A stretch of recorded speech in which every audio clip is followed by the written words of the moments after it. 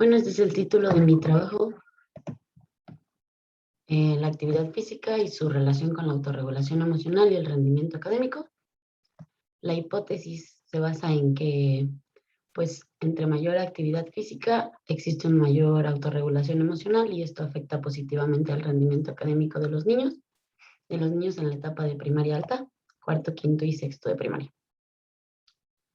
Eh, para empezar, pues, la actividad física la vamos a tomar para este caso como no solo el deporte o los ejercicios físicos, sino cualquier actividad que genere un gasto energético producida por los músculos, ya sea caminar, andar en bici o los juegos muy activos para los niños.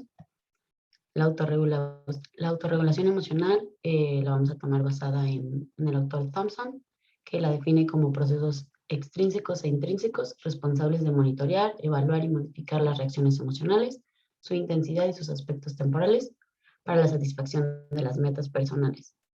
Igualmente, es importante mencionar que el instrumento que se utilizó mide desregulación emocional, la ausencia de la autorregulación. Y bueno, la población en la que se llevó a cabo esto fueron niños de dos estados diferentes, de Puebla y de Morelos, de 3 colegios, 2 privados y 1 público. Tuvimos una participación de 49 niños y bueno, se llevó a cabo en los meses de mayo a septiembre. Todo fue de manera virtual debido a la pandemia. Lo que se aplicó en los niños fue un cuestionario, un Google Forms, que integraba estos dos apartados, estas dos secciones. La primera de actividad física, que cuantificaba la actividad que realizaban en clases, en su tiempo libre, qué actividades realizaban más y qué días tenían mayor actividad. Y el otro instrumento fue un instrumento validado para la población mexicana, el DERS, la escala de dificultades de regulación emocional, que mide cuatro secciones de desregulación: la no aceptación, las metas, la conciencia y la claridad. Y bueno, ahora quiero hablar un poco de por qué considero que es importante la actividad física en México. Y el primero es para combatir la obesidad. Como sabemos, México ocupa el primer lugar dentro de la obesidad infantil y el segundo con obesidad del adulto. Además, es el responsable de las mayores enfermedades en México, las enfermedades cardíacas y la diabetes, cosas que son combatibles justamente con la actividad física. Esta frase me gusta mucho y creo que ejemplifica muy bien lo que quiero plasmar con esto, que es que el cuerpo humano ha evolucionado para ser físicamente activo. En otras palabras, nuestro cuerpo necesita de la actividad física para mantenerse sano. Igualmente, pues promover la actividad física en los niños no solo es importante por el área física, sino también como herramienta en el área psicosocial, ya que esta mejora el estado de ánimo, disminuye el riesgo de padecer estrés, ansiedad, depresión, aumenta la autoestima y proporciona bienestar psicológico, fomenta la sociabilidad y aumenta la autonomía y la integración social. Bueno, como aquí se lee, son elementos muy importantes ahorita en la pandemia sobre todo. Y el otro punto por lo que considero importante promover la actividad física en los niños es porque no solo los apoya en el área física y en el área psicosocial o emocional, sino también promover la salud física en la infancia, que garantiza tener un adulto con una vida activa y que además más adelante también promueva esto. No sé cómo vaya de tiempo, pero voy a hablar un poquito más rápido. En el área de resultados, pues el primer hallazgo fue que la actividad física es baja. Estos fueron las actividades encuestadas. La escala fue una escala Likert de 1 a 5 y donde la mayor presencia fue caminar de 2 a 3 veces a la semana. Como podemos ver, pues es muy baja la actividad, solo caminar 2 a 3 veces a la semana. Esto igual lo podemos pues deber un poco a la situación de confinamiento. El siguiente hallazgo fue que sí se encontró una correlación significativa entre la conciencia emocional y la presencia de alta actividad física dentro del ámbito escolar. Entonces, esto nos muestra la importancia de promover la actividad física como parte del currículum escolar para que promover la conciencia emocional en los niños. estas fueron las correlaciones ejemplificadas como en esta tabla. La relación entre actividad física y conciencia emocional, entre actividad física y un promedio alto, y la motivación y el promedio. Así que esa es, vaya, nuestra siguiente, perdón, nuestro siguiente hallazgo. La actividad física no solo incrementó, o mostró una correlación con la conciencia emocional, sino también con la motivación. Y al final los niños que mostraban mayor motivación también tenían un promedio más alto. Y bueno, eso sería todo de parte de mi exposición. No sé si tengan alguna duda. Si te parece, Cindy, al finalizar las ponencias, profundizamos en cada uno de los temas. Claro que sí, sí. Gracias, qué amable. Por favor, la doctora Ivette García Montero, con su trabajo La conformación de comunidades de aprendizaje como alternativa para enfrentar situaciones contingentes.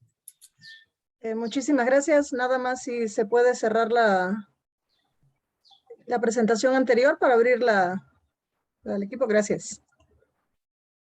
Están diciendo que van a grabar la sesión.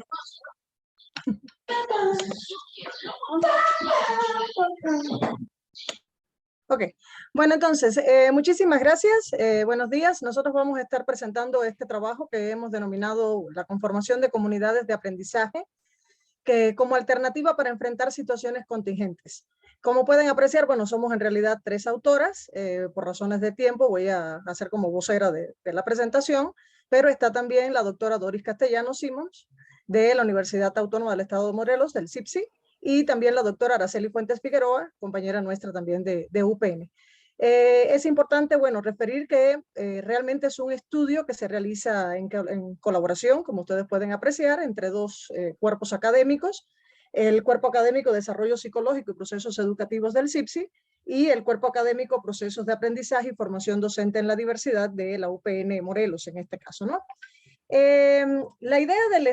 déjenme ver si puedo ponerla en...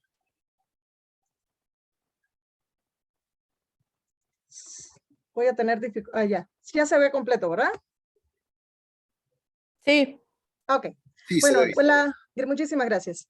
Bueno, este es un estudio que tiene ya antecedentes. Ahorita yo voy a mostrar desde qué fecha se viene realizando. Es un estudio que se comenzó en 2019 e inició precisamente trabajando cuestiones que estaban relacionadas con el desarrollo de competencias para la autorregulación en jóvenes universitarios, precisamente por la importancia de estos procesos para fortalecer la calidad del aprendizaje. A raíz de ese estudio, bueno, se demostró la importancia que tenían las comunidades de aprendizaje como el contexto propicio sociopsicológico para desarrollar precisamente estas competencias para la autorregulación y la autonomía. Y en ese sentido, bueno, emerge una segunda parte de la investigación precisamente destinada a valorar la importancia de las comunidades en el desarrollo de estas competencias de autorregulación, de autonomía, y sobre todo una investigación pensada para poder explicar cómo conformar estas comunidades de aprendizaje en el entorno universitario. Ha sido muy interesante la trayectoria del estudio porque, bueno, justo nos atraviesa el periodo de pandemia, y eso hizo que surgieran algunas preguntas más específicas en la propia investigación que tenían que ver, por un lado, cómo conformar las comunidades en nuestros entornos, sobre todo cuando nos correspondió trabajar en situaciones de virtualidad y distanciamiento. Y hubo algo muy interesante que aparece como intención del estudio, que es precisamente explicar cómo las propias comunidades de aprendizaje fueron un recurso mediador grupal importante para enfrentar las exigencias de la propia pandemia, ¿no? De ahí el título del trabajo, relacionado precisamente con cómo las comunidades de aprendizaje se convierten en una alternativa importante para enfrentar situaciones contingentes. Y lo hemos llamado en general situaciones contingentes, porque bueno, nos tocó también trabajar algunas situaciones como parte del estudio, ya no solo con la pandemia, sino también con las situaciones producidas por el sismo en el 17, y de alguna forma se comprueba cómo estos espacios grupales pues también permiten enfrentar, ¿no?, este tipo de situaciones de manera más amplia. La reflexión aquí está destinada a abordar estas cuestiones en sentido más específico, es decir, justamente valorar la importancia de las comunidades ver la función que tienen estos procesos de autorregulación y autonomía y otros recursos psicopedagógicos, entiéndase los recursos para la comunicación, el manejo socioemocional y otros aspectos relevantes en la propia conformación. Y bueno, el estudio nos ha permitido precisamente reconocer también las problemáticas que enfrentan los grupos educativos y los desafíos que asumen para conformarse como comunidades de aprendizaje.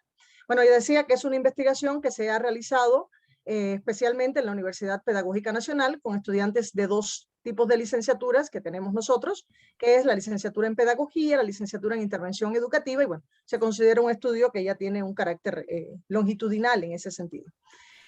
¿Cómo se concibe la comunidad de aprendizaje? Brevemente voy a comentar este aspecto porque para nosotros la comunidad de aprendizaje expresa realmente una construcción que se genera a partir de comunidades de práctica. Es decir, nuestros grupos educativos funcionan como comunidades de práctica que en las condiciones adecuadas y con los recursos psicopedagógicos viables pueden llegar a convertirse en comunidades que aprenden, ¿no? Y las comunidades de aprendizaje entonces empiezan a tener características puntuales que son imprescindibles para la calidad del aprendizaje en el contexto universitario. En primer lugar, bueno, se generan sobre la base de múltiples interacciones que están dirigidas, intencionadas, con metas específicas de aprendizaje que se producen justamente para mejorar o para perfeccionar la práctica que realizan los estudiantes. En ese sentido, bueno, la comunidad de aprendizaje permanentemente tiene metas de desarrollo, de consolidación, y de ahí la importancia de este estudio para explicar, ¿no?, cuáles serían los recursos que permiten ese desarrollo y esa conformación. Estos antecedentes, que bueno, están bastante extensos aquí, pero nada más menciono muy brevemente, emergen en el contexto específico ya de la pandemia.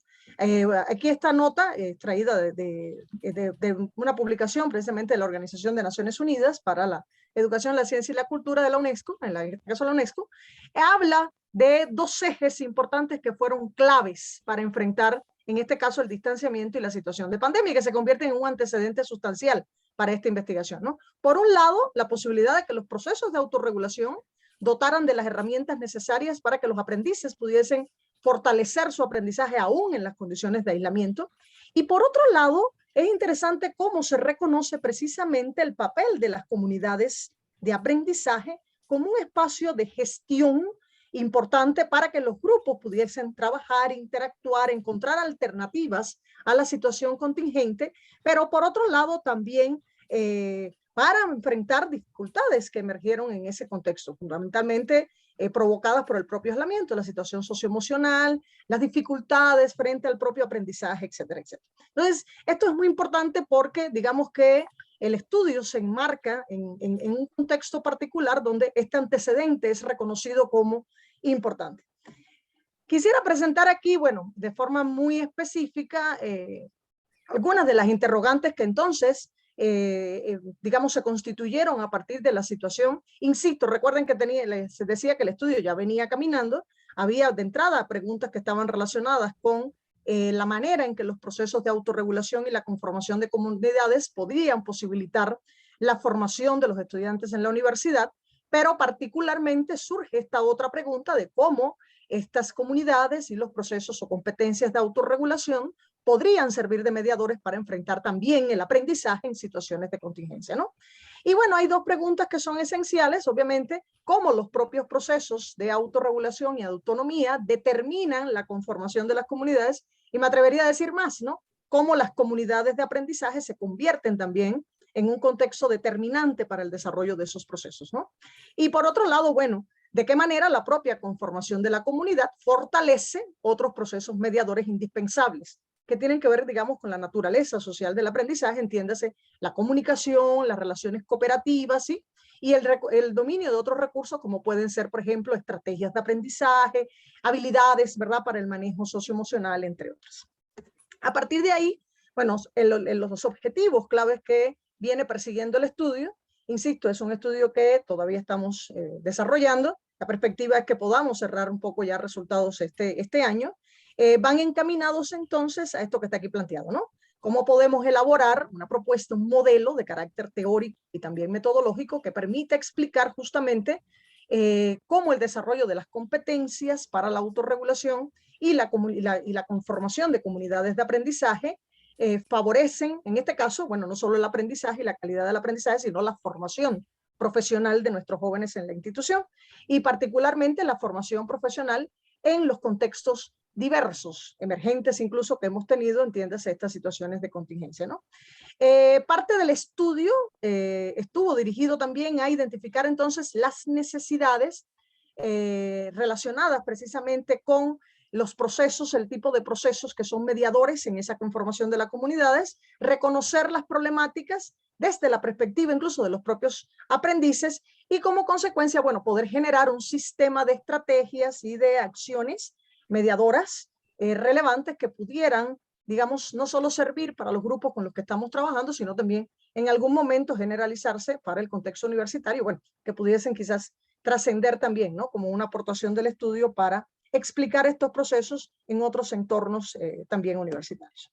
La investigación que se realiza, bueno, pues es una investigación de carácter cualitativo, es una investigación que tiene una naturaleza explicativa fuerte, es decir, estamos intentando encontrar respuestas a esas situaciones y está sustentada en la investigación-acción que, bueno, hemos intentado también que se genere desde las relaciones bueno, transdisciplinares. Ahorita con la conferencia anterior yo creo que se nos esclarecen muchísimas cosas de las diferencias que podríamos tener entre el vínculo más interdisciplinar o transdisciplinar, pero bueno, el intento es que alcancemos esos niveles de explicación, pero sobre todo emerge, sobre todo en el sentido de que no solo es importante el diálogo entre aquellos que estamos investigando, sino también el diálogo y la participación con los actores básicos que son los propios estudiantes de la universidad.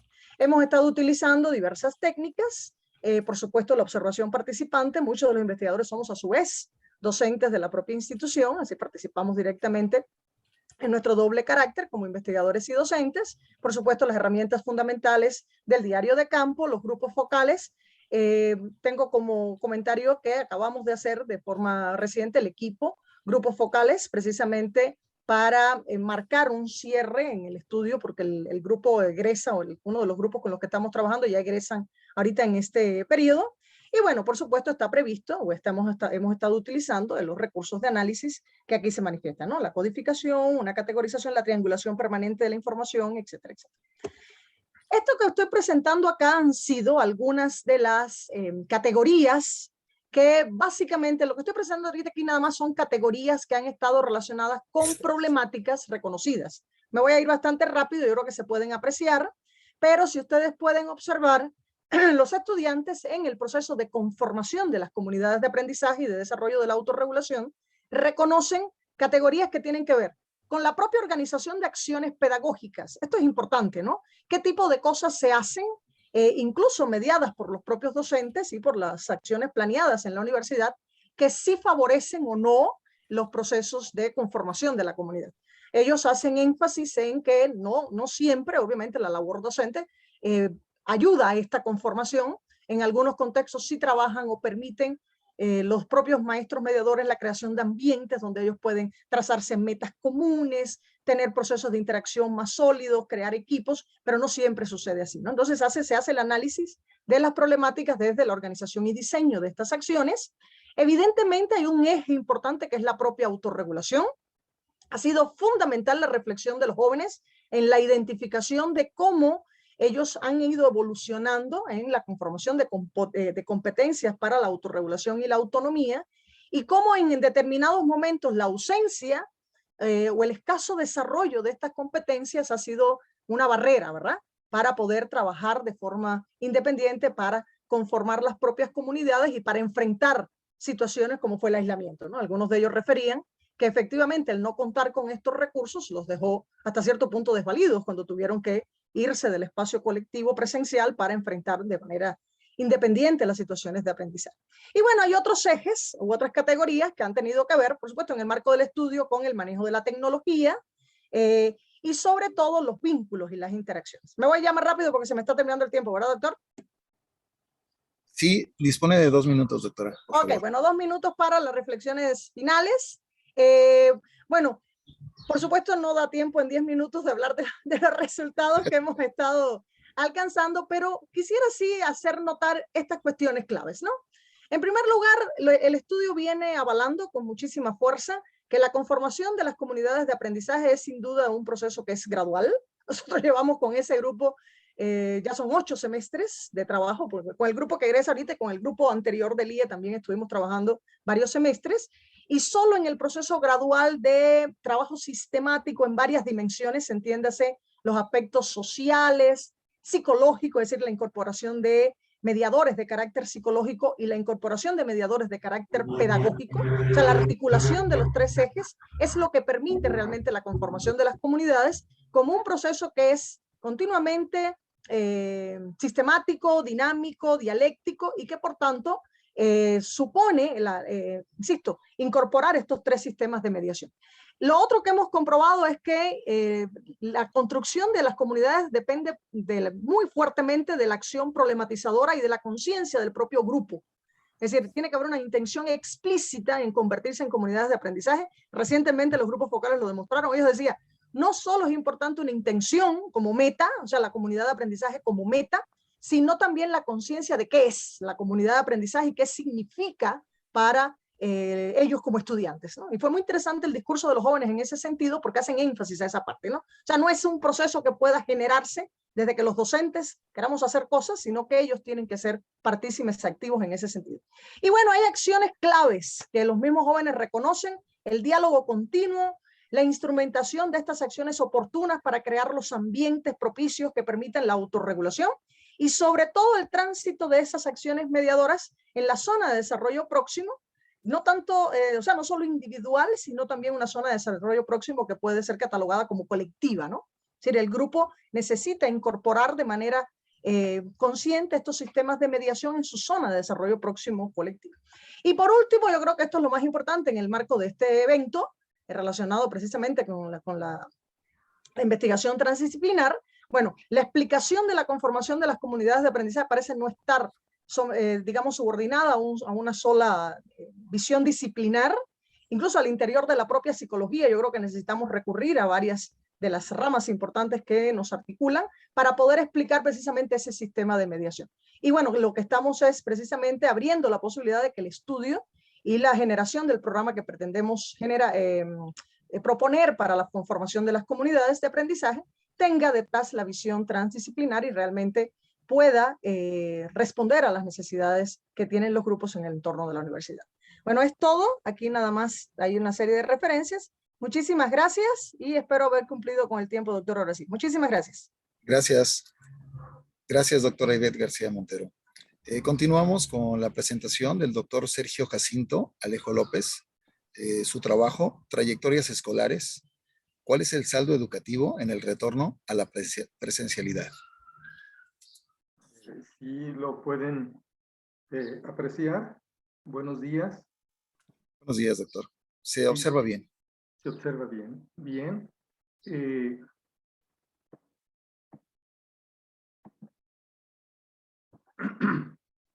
Trayectorias escolares. ¿Cuál es el saldo educativo en el retorno a la presencialidad?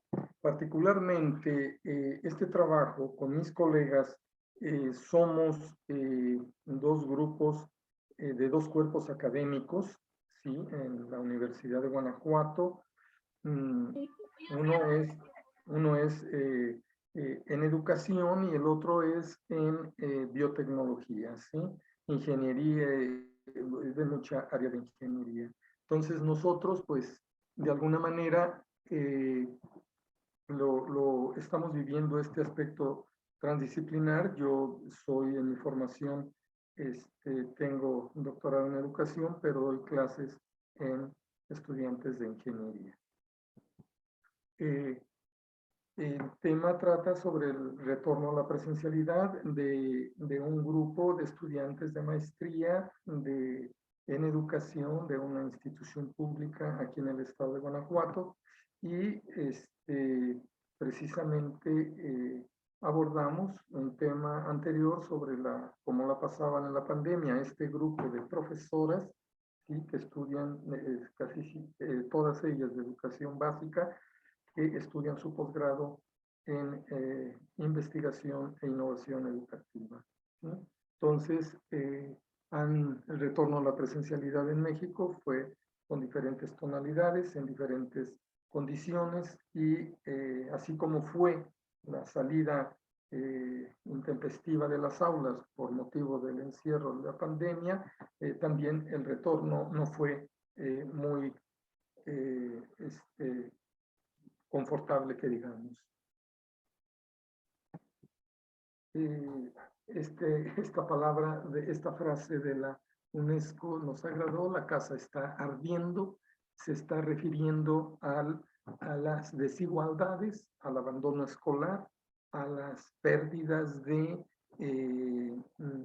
conocimientos, etcétera. La casa del sector educación está ardiendo, nos dice la UNESCO. Más de 1.600 millones de niños y niñas, lógicamente, han perdido horas lectivas. Y se habla de muchos millones de niños y jóvenes, ¿sí?, en este sentido, que no han vuelto inclusive a la escuela. Nuestro problema, nuestra problemática en sí es el proceso de retorno no ha concluido.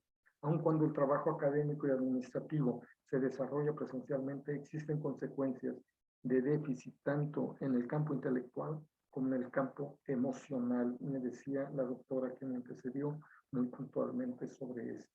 Entonces, se analiza en esta problemática cómo están sus trayectorias escolares de estas estudiantes de posgrado. Para ello, vemos las perspectivas teóricas, pues nos echamos un clavadote para ver el documento de Nicolescu sobre la transversalidad, las teorías de la reproducción de Passerón y Bourdieu y las teorías de elección racional de Bourdieu.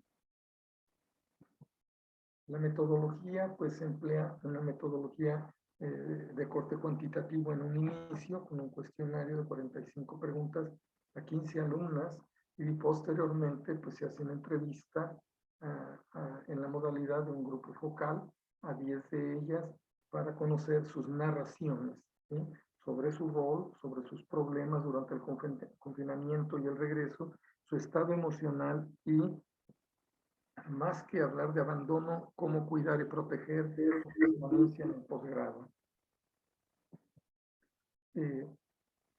Los resultados, pues, los organizamos en estas 4 dimensiones, 4 categorías, que son sus condiciones sociodemográficas, que incluyen mucho en el contexto y en las decisiones, tanto escolares como familiares, ¿sí?, desde cómo vienen, son de hogares clase media baja, pobres, si pudiéramos decir, viven en ciudad, principalmente en la ciudad de León y Guanajuato, y sus padres tienen escolaridad muy bajita, labores de empleados, empleadas domésticas, de trabajadoras en el hogar, perdón, etcétera, ¿no?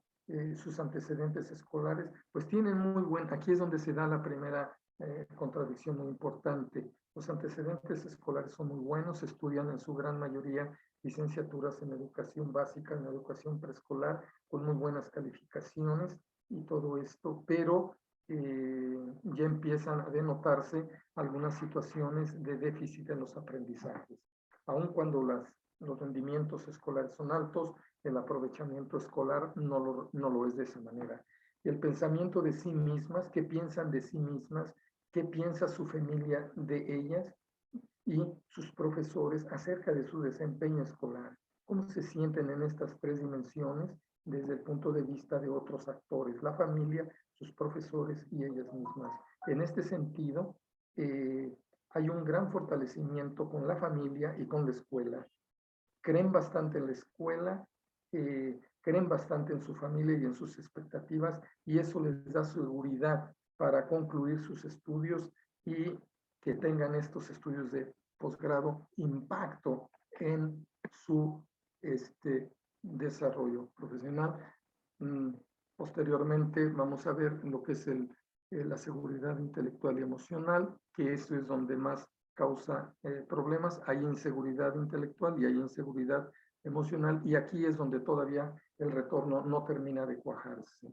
En las conclusiones, pues los resultados revelan un gran desafío en sus trayectorias por el aprovechamiento académico bajo.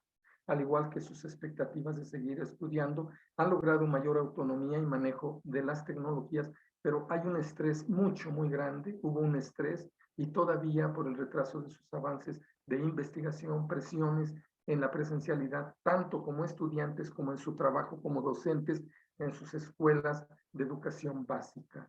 Y las conclusiones, bueno, ponemos 5 que están todavía pendientes en trabajo porque, y en discusión, ¿sí? La perspectiva de los estudiantes en sus trayectorias, el rendimiento es bueno, pero su aprovechamiento es bajo. La perspectiva de la transversalidad, esta la analizamos con mucho detenimiento y nos ayuda a ver la situación particular de cada estudiante sin perder la ubicación del todo, desde aquellas que no tienen hijos o familiares bajo su tutela, la cercanía, la lejanía de su centro de trabajo, a aquellas que no desean el retorno por cuestión de economía y comodidad. De todo se dio, como se dice en la viña del Señor. La mirada exclusiva desde la educación no nos permite por sí sola una comprensión del retorno a la presencialidad. Los actores educativos son sujetos que atraviesan variados niveles de la realidad que requieren de recursos disciplinados diversos para la explicación en una complejidad desorganizada y confusa. El desafío para los docentes para los profesores, es recuperar con los estudiantes el espacio áulico, pero no una recuperación espacial, sino hemos aprendido que también cuenta el trayecto de la escuela al hogar y viceversa. ¿Sí? Y por último, atender el saldo intelectual desfavorable de las estudiantes como sujetos de esta investigación significa considerar también la recuperación de su seguridad emocional y de reconocimiento en su labor educativa como docentes respecto al retorno a la presencialidad. Muchas gracias y aquí continuamos. José Félix, muy amable. Gracias, doctor Sergio Jacinto Alejo López. Vamos a modificar el orden para poder ajustar el tiempo. Por favor, doctor Gustavo René García Vargas, su presentación en cuanto al trabajo, salud mental y su relación con flexibilidad psicológica en estudiantes de medicina durante el COVID-19. Sí, muchas gracias. Denme un segundito para compartir mi pantalla. Listo.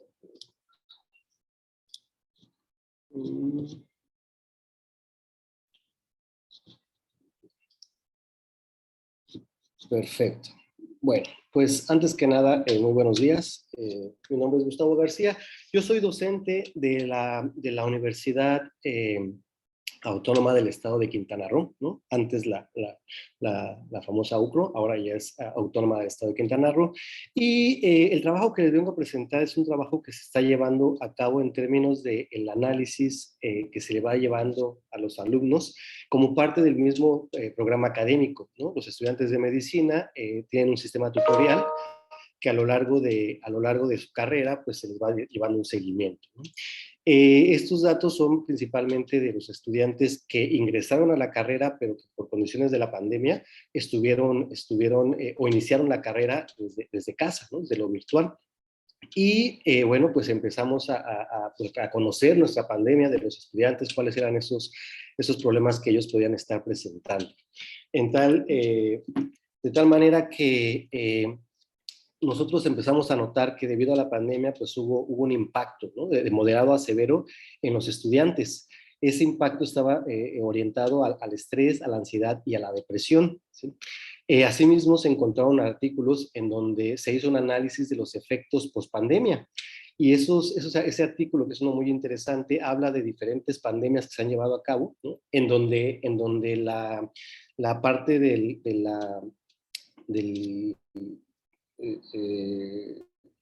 ahí se me fue el nombre, de estar en casa, ¿no? de utilizar qué pena, se me fue el nombre, de utilizar la cuarentena, ¿no? Se utilizó como respuesta a las diferentes pandemias. Y se encontraron que en la mayoría de esos episodios iban seguidos, ¿no? En el episodio post-pandemia de una pandemia ahora de salud mental, ¿no? Donde pues brillaba sobre todo el estrés postraumático, ¿no? Entonces, pues vimos o previniendo que esto puede pasar, ¿no? Ya pasó varias veces, previniendo o tratando de tener herramientas para poder recibir esta pandemia de trastornos mentales, pues empezamos a identificar, ¿no? con qué está relacionado. Y desde el punto de vista psicológico encontramos que hay existe la evitación experiencial y la fusión cognitiva, ¿no? Es cuando las personas empiezan pues a negar lo que está pasando, ¿no? Empiezan a fusionarse con sus pensamientos y se encontró que este tipo de ansiedad, estrés y depresión está ampliamente relacionado con los altos niveles de evitación experiencial y fusión cognitiva. ¿Cómo es que se ha tratado eso desde el punto de vista psicológico? Pues en el ámbito clínico se utiliza el desarrollo de la flexibilidad cognitiva, ¿no? Como el antídoto a lo que es la evitación experiencial y la función cognitiva. Y se encontró también que en terapia clínica lo que se utiliza para generar la flexibilidad psicológica es el uso de analogías y metáforas. Es así que, pues, considerando que en el ámbito clínico la metáfora ha funcionado para facilitar la flexibilidad cognitiva y con facilidad de flexibilidad psicológica y con esto evitar los altos niveles de estrés, ansiedad, depresión, que nosotros nos dimos a la tarea de ver cómo podríamos intervenir en nuestros estudiantes, ¿no? Con la limitación de que no puede ser una terapia clínica, no puede ser una terapia presencial y además de que tenemos, pues, al menos a mi cargo 70 estudiantes, ¿no? Y que como tutor, pues tampoco es mucho mi función de poder dar ese tipo de terapia uno por uno.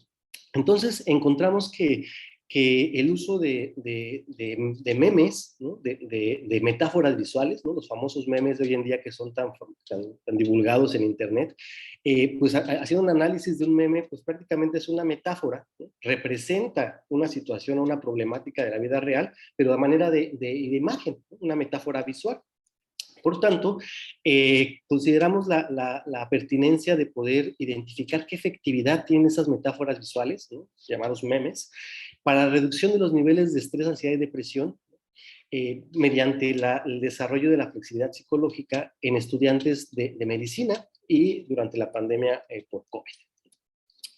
Para llevarlo a cabo, como ha sido un estudio que pues, se ha ido generando a partir de los diferentes pues, los 2 años que llevamos de pandemia, pues en este caso, en esta ocasión contamos con 58 estudiantes universitarios de entre 18 y 26 años, ¿no? La mayoría son mujeres, solteros y vivían con sus padres, ¿no? Tomaban clases incluso en su casa con sus padres.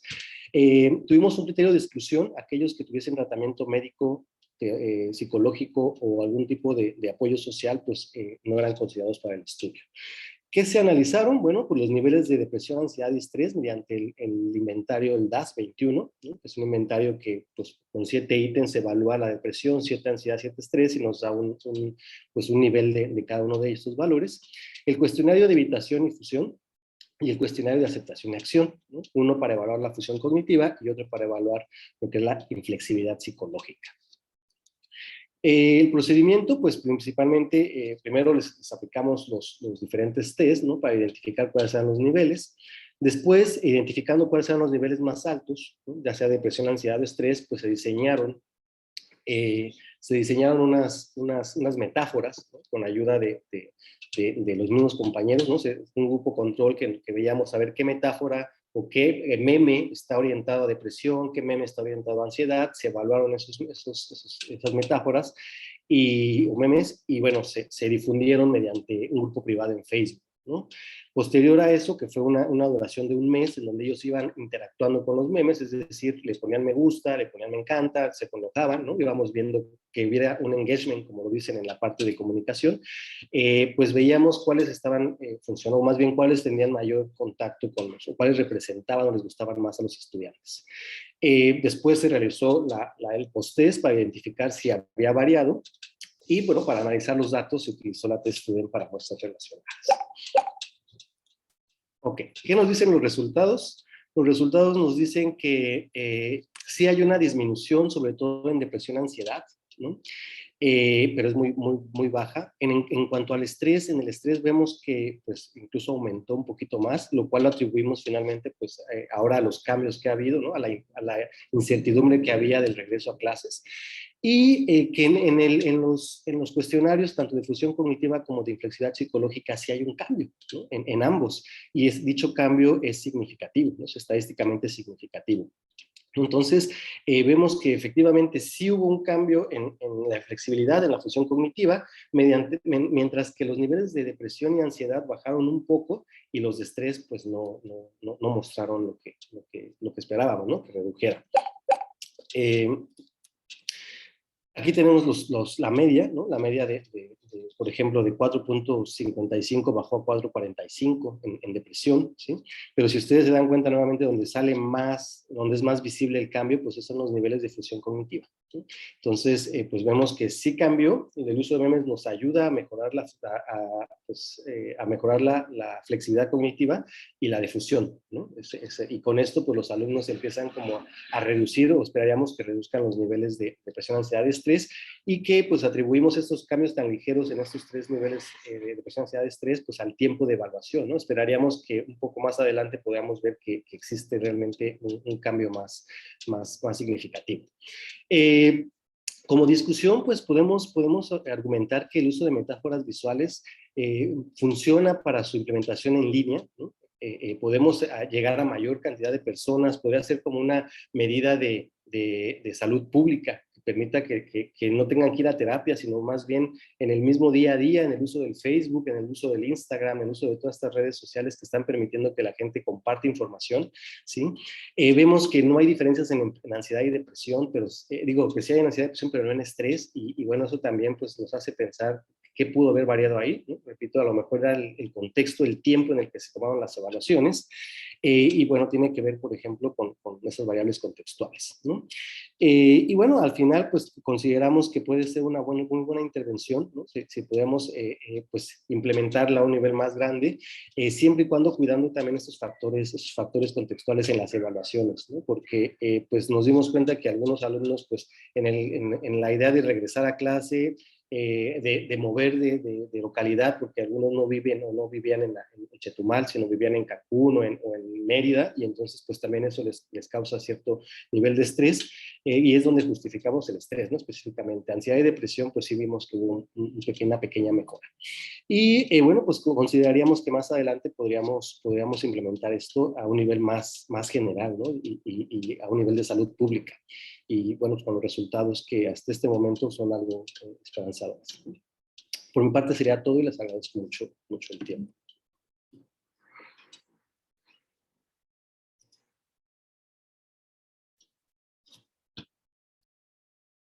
Gracias, doctor Gustavo García Vargas. Voy a compartir mi pantalla.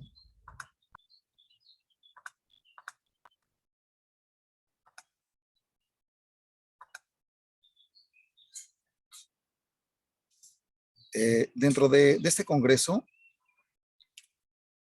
voy a presentar el proyecto Engagement Académico en estudiantes universitarios durante la era pandémica.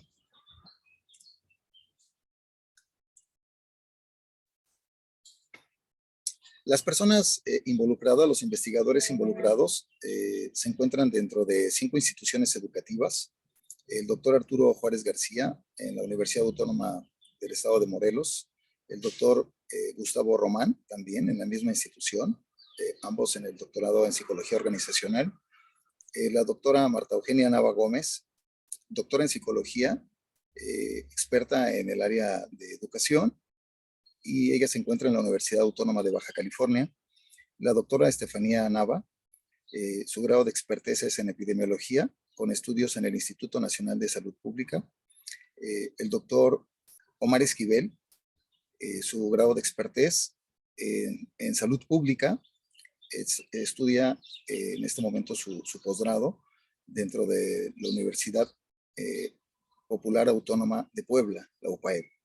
Y su servidor, dentro de la Universidad Autónoma de Baja California, soy doctor en psicología y mi área de expertise es en bioestadística.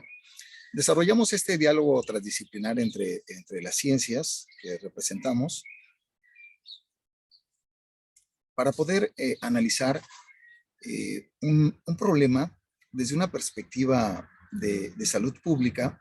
Nos enfocamos en eventos relacionados con la salud mental, específicamente ansiedad, depresión y antecedidos por estrés y antecedidos por miedo al COVID. Pero como un factor protector consideramos en un primer momento el engagement académico. El presente trabajo de investigación aporta evidencia de la importancia de estos aspectos psicológicos positivos, como el engagement académico, en nuevos paradigmas de la pedagogía educativa. Recordemos que pasaron los sistemas presenciales y semipresenciales 100% a sistemas virtuales. En medio de estos problemas médico-epidemiológicos, la pandemia por COVID-19. La modalidad de educación a distancia, fundamentalmente en soporte digital, vino a ofrecer soluciones de emergencia a la crisis generada por la pandemia. Todas las instituciones tuvieron que migrar a esta modalidad y bueno, en un primer momento era importante dar respuesta a 3 cuestiones. ¿Quién aprende dentro de esta modalidad? ¿Cómo aprende? ¿Y qué evaluar? La enseñanza a distancia se adecúa a un marco de principios constructivistas. Es por ello importante hacer una reflexión sobre los estudios universitarios a distancia, específicamente en tiempos de COVID. Estos procesos de educación a distancia deben estar basados en un clima individual autónomo en cuanto a los alumnos, pero basado en dinámicas afectivas de grupo, mediante el trabajo colaborativo y práctico. Estos procesos educativos, conformados de una manera adecuada, conducen al engagement académico. El engagement académico corresponde a un estado psicológico que se manifiesta mediante una sensación de bienestar. Tiene 3 componentes: el vigor, que es la energía que tiene el alumno al realizar sus actividades académicas, la dedicación, la motivación, el impulso para cumplir esas actividades académicas, y por último, al estar absorto, al estar inmerso en sus actividades académicas, ser feliz. Por el contrario, los inadecuados procesos educativos generan dificultades que pueden afectar aspectos cognitivos o incluso el riesgo de experimentar diversas formas de malestar psicológico. Estos factores antecedentes que podemos identificar a problemas de salud como la ansiedad, el trastorno de ansiedad generalizada o los trastornos depresivos mayores son antecedidos por altos niveles de estrés, y este nivel de estrés puede ser moderado precisamente por un alto nivel de engagement académico. Las características que inciden en la motivación de los alumnos al tomar clases a distancia en estas videolecciones, después de un análisis exhaustivo en cuanto a artículos relacionados con el tema, se identifican como variables la calidad del contenido en el entorno digital, plasmado en el diseño instruccional. Un diseño instruccional planificado de tal forma que el alumno conozca desde un primer momento cuál es el contenido del programa académico, el uso adecuado de las tecnologías de la información y comunicación. Otro problema común es que el personal docente debe modificar la forma de impartir clase, intentando hacerlo ahora desde esta perspectiva constructivista dentro de una visión virtual, dejando a un lado las lecciones en cuanto a las clases presenciales. Otro aspecto relacionado con el engagement académico es la empatía del docente con el estudiante. Los docentes empáticos mejoran la motivación y las habilidades académicas de los estudiantes. El presente artículo abona un área importante en la que cubrimos un espacio de conocimiento.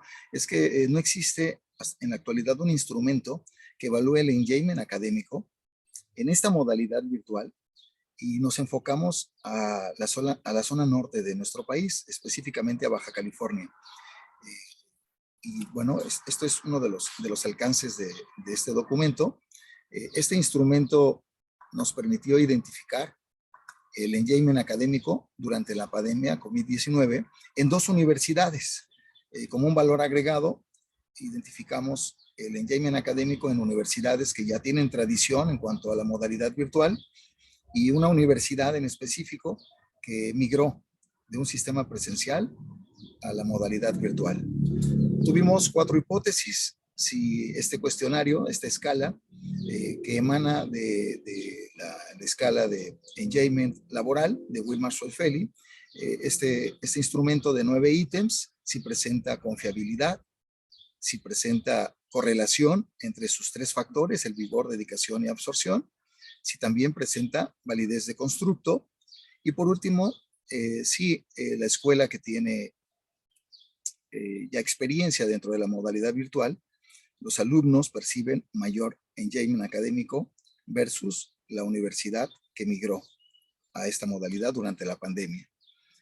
Fue un estudio descriptivo, el espacio de tiempo fue de julio a diciembre, de julio del 2020 a diciembre del 2021, se aplicó a 650 personas, fue una muestra equilibrada, 319 en una universidad y 331 en la otra. La escala fue adaptada por este grupo de investigadores para población mexicana. Las personas que participaron desde la captura de los datos, el procesamiento de los mismos, no planearon ni controlaron la producción del fenómeno, es decir, no existe sesgos de información en cuanto a estos aspectos. Se utilizó el software Excel, SPSS y LISREL. Y bueno, se solicitó autorización a las 2 universidades y a cada uno de los integrantes que conforman las muestras en estudio. Se analizaron las características sociodemográficas en cuanto al sexo, estado civil y la universidad que participó. Este es el cuestionario de 15 ítems adecuado ya para el engagement académico. En cuanto al análisis factorial exploratorio, observen por favor de estos 15 ítems, seleccionamos los que tienen una carga factorial por arriba de 0.50. El cuestionario quedó conformado con 9 ítems. Los primeros 3 ítems enfocados hacia el vigor. En la modalidad virtual me siento lleno de energía, puedo continuar estudiando durante largos periodos de tiempo. Cuando me levanto por las mañanas tengo ganas de estudiar. La dedicación, mi actividad académica en la modalidad virtual está llena de retos. Estoy orgulloso del esfuerzo que doy en la escuela. Mi esfuerzo está lleno de significado y propósito. Y por último, la absorción. Cuando estudio, olvido lo que pasa alrededor de mí. El tiempo vuela cuando estoy estudiando en la modalidad virtual. Me dejo llevar por mi actividad académica. Las correlaciones de los 3 factores del engagement se correlacionan de manera fuerte, por lo menos 0.5 o más las correlaciones. Esto da certeza de este marco teórico que envuelve a este instrumento de evaluación. En cuanto a la validez de constructo, mostramos los índices en cuanto a un modelo de ecuaciones estructurales. El cuestionario de 15 preguntas tiene problemas en cuanto al índice de error de aproximación cuadrático medio, su valor debe ser menor a 0.08 y el valor que se observa es 0.10. También tuvo problemas en cuanto al índice de la G cuadrada normada, la G cuadrada dividida entre los grados de libertad, debe obtener un valor menor a 5 y el instrumento de 15 ítems nos da un valor de 7.78. No así el instrumento de 9 ítems, que todos los índices ajustan. Esto nos da la certeza de que el cuestionario es confiable y es válido. Entonces, bueno, vamos a medir efectivamente lo que queremos medir, que es el engagement. En cuanto a las universidades, se observa un mayor engagement académico en la universidad con experiencia en educación virtual versus la universidad sin experiencia en educación virtual. Esta diferencia de medias es estadísticamente significativa. Esto mediante la prueba TED-Student se logró comprobar. Como conclusiones, las 4 hipótesis fueron aceptadas, la calidad psicométrica del instrumento y además esta diferencia de medias entre las 2 universidades.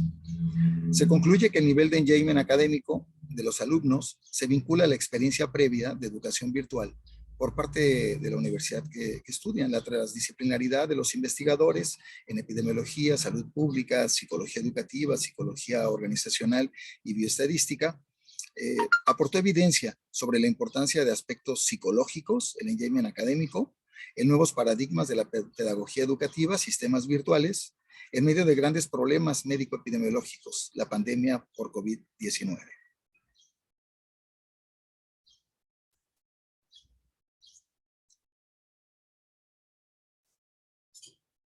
Bien. Gracias. Disponemos de 6 minutos para la sesión de preguntas y respuestas.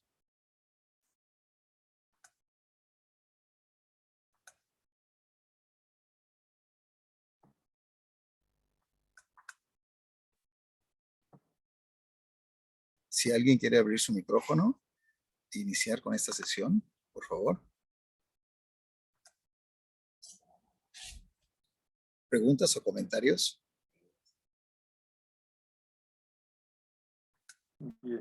Bien, voy a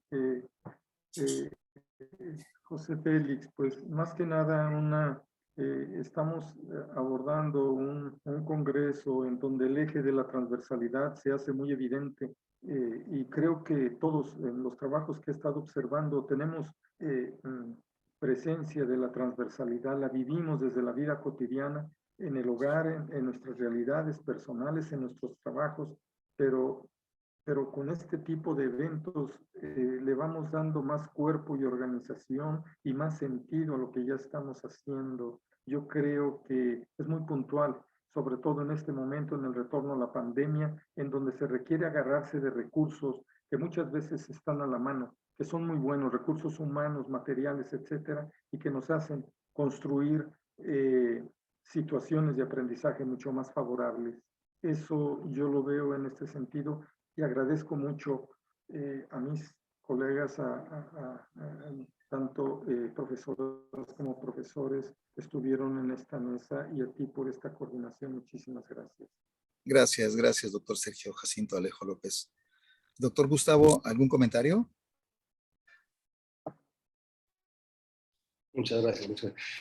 No, pues realmente me dio gusto ver que hay varios trabajos y todos están enfocados justamente a este regreso a las clases presenciales y la manera en cómo nos estamos comprometiendo pues para mejorar, ¿no? Tanto el nivel de educación, pero además la calidad de vida de nuestros estudiantes, que yo creo que también eso es algo que antes no se tomaba en cuenta y que hoy como que estamos teniendo un poquito más en mente, ¿no? Nosotros justamente estoy en parte de tutorías estos días y estoy viendo que el promedio de las calificaciones de los tutorados bajó, y entonces estamos viendo que todavía tenemos ahí un desajuste en los estudiantes, y que bueno, pues esperemos que empiecen ellos a implementar algunas acciones que les permitan mejorar, ¿no? Y que bueno, en nuestras manos está el favorecer ese desarrollo, esas habilidades. Entonces, igualmente me uno a la felicitación de mi compañero anterior. Pues muchas gracias por el espacio, y bueno, pues sigamos adelante. Gracias, doctor Gustavo René García Vargas. Cindy Guadalupe García Iniesta, ¿algún comentario, doctora?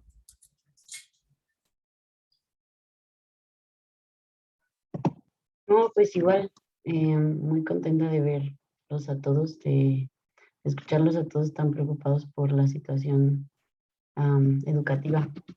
Y la verdad, muchas felicidades a todos y muchas gracias por compartir. Gracias, doctora Cindy Guadalupe García Iniesta.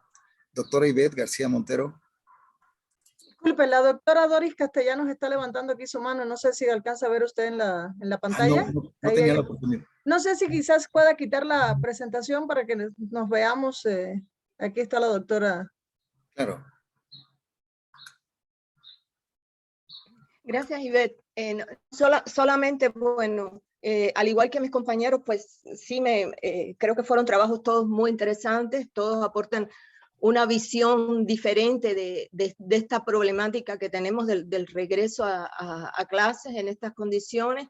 Me pareció, por ejemplo, bien interesante, me gustaría realmente leerlo, este trabajo sobre el uso de las metáforas visuales, ¿no? Como me imagino que es como un recurso que se inserta, que es parte de las propias aproximaciones y la propia intervención clínica.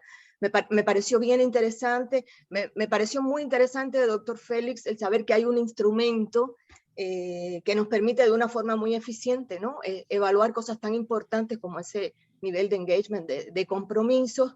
Y iba una pregunta también, por supuesto, pues trabajo con Ivette y bueno, me parece bien interesante su trabajo también, este trabajo, y el de la doctora Cinti. Quería preguntarle solamente al doctor Gustavo, porque hay un tema básico y es el tema de los posgrados, ¿no?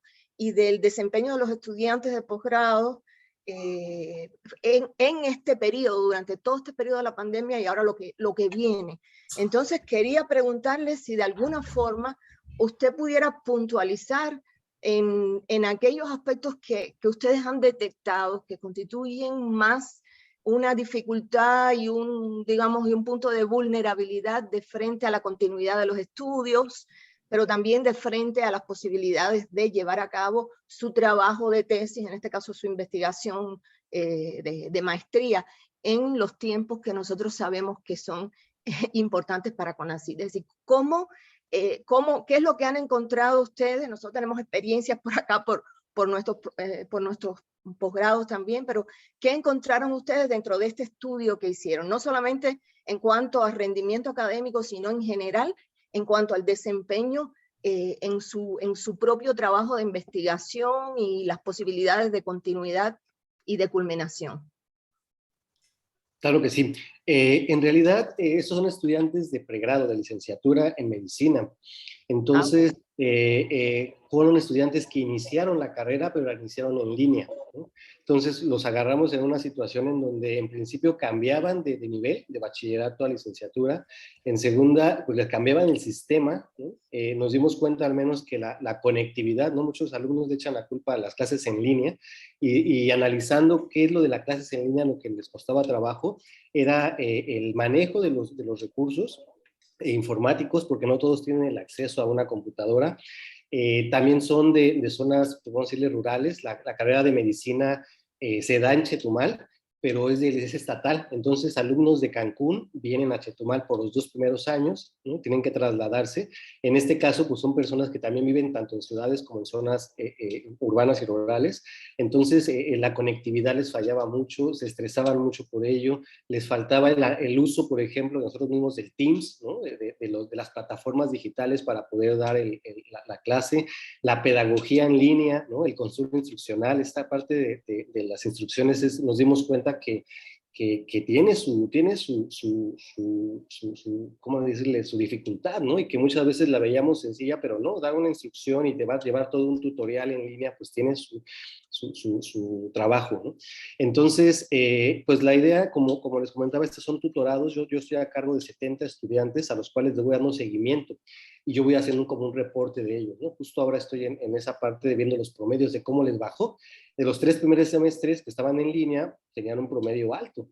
Y en este semestre que hubo la transición, se ve que hubo una disminución promedio de 1 punto en su promedio, ¿no? Entonces, hay muchos datos y efectivamente hay muchas perspectivas, ¿no? Muchas maneras de verlo. Lo de las metáforas, pues realmente se nos ocurrió porque actualmente la gente usa mucho el meme y el meme es una metáfora visual, ¿no? Y si ya tenía efectos en la terapia clínica, pues podemos ver que cómo podría ser utilizado en esta parte de la salud pública. Entonces, bueno, yo creo que hay varios puntos ahí que se podrían señalar y es ya los más creo que importantes dentro de mi grupo de estudiantes, ¿no? Porque, bueno, si lo hiciéramos más grande, quizá podría haber otro tipo de factores. Muchas gracias, sí. Creo que también estaba preguntando algo al doctor Sergio Jacinto, pero no sé si ya nos da tiempo. Bueno, terminamos la sesión. No sé si tengo la indicación de terminar a las 12. Termina. Sí, claro, pero si alguien puede hacer una pregunta, no creo que pase nada si nos esperamos más tiempo. ¿Alguna otra pregunta?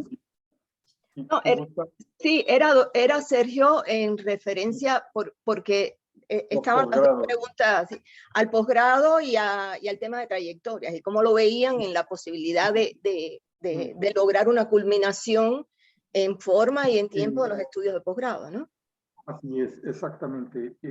Primeramente, bueno, la manera más que se veía al principio el problema era desde una inseguridad intelectual, de conocimiento, que no tenían el nivel de aprovechamiento que se deseaba debido a la pandemia y retornaron con muchos temores y todo. Pero lo que más nos preocupó con el tiempo fue empezar a detectar cuestiones emocionales, una inseguridad emocional. Entonces, esa cómo abatirla, que esas no tienen tiempo, que no tienen una situación muy controlada.